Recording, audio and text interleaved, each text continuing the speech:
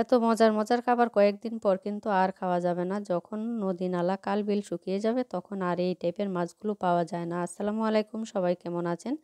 অনেকেই হয়তো ভাববেন যে আমি হয়তো প্রতিদিনই ছোটো মাছ খাই।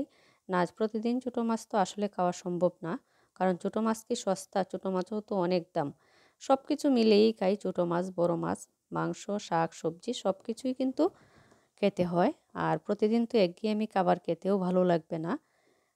সকালবেলা যখন হাঁটতে বের হয়েছিলাম তখন চোখে পড়লো একদম তাজা নদীর ছোটো মাছ। ভাবলাম এগুলো নিয়ে যাই। আর আমার বাসার বাচ্চারাও কিন্তু এই মাছটা অনেক পছন্দ করে। মলা মাছ দেখুন, একদম তাজা মাছগুলো।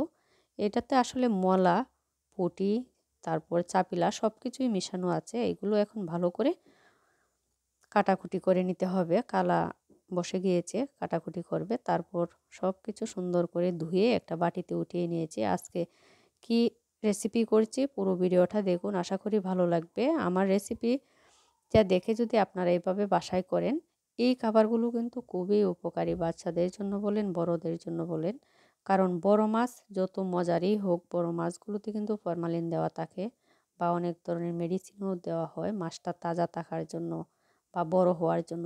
এই মাছগুলোতে কিন্তু কোনো ধরনের মেডিসিন দেওয়া থাকে না, এটিতে বাড়তি কোনো খাবারও খাওয়ানো হয় না। সেই জন্য এই টাইপের মাছগুলো বেশি খাওয়ার চেষ্টা করবেন।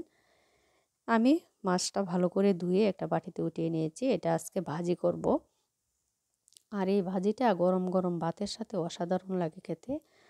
মাছের মধ্যে আমি মশলা দিয়েছি পরিমাণ মতো হলুদ, লবণ আর অল্প একটু ধনিয়ার গুঁড়া। ইচ্ছা করলে একটু লাল মরিচের গুঁড়াও দিতে পারেন, তাহলে একটু ঝাল ঝাল হবে। আর পেঁয়াজ কুচি বেশি করে দিয়েছি। দিয়ে একটা ফ্রাই প্যান বসিয়ে একটু তেল দিয়েছি। এই মাছটা কিন্তু আপনার সুন্দর করে ডিম জ্বালে আস্তে আস্তে ভাজতে হবে। একদম পুড়ে ফেলবেন না, কারণ চুলার হিটটা যদি বেশি থাকে তাহলে মাছটা কিন্তু পুড়ে যাবে, খেতে ভালো লাগবে না, তিতা তিতা হয়ে যাবে। আর একটু সময় নিয়ে আস্তে আস্তে যখন ভাজবেন মাছটা খেতে অনেক ভালো লাগে। চচ্চড়ি রান্না করলেও কিন্তু মজা, তবে এভাবে বেশি করে পেঁয়াজ দিয়ে ভাজি করলে অসাধারণ লাগে খাবারটা গরম ভাতের সাথে।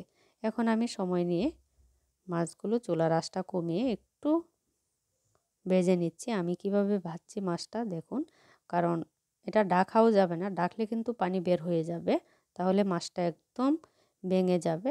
এখন মাছ ভাজিটা প্রায় শেষের দিকে। এখন দিয়ে দিব কাঁচামরিচ।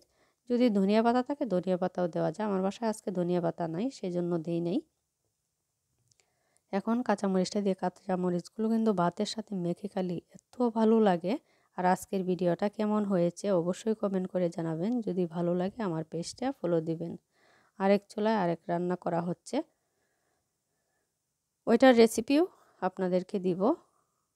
এটাও কিন্তু অনেক মজা।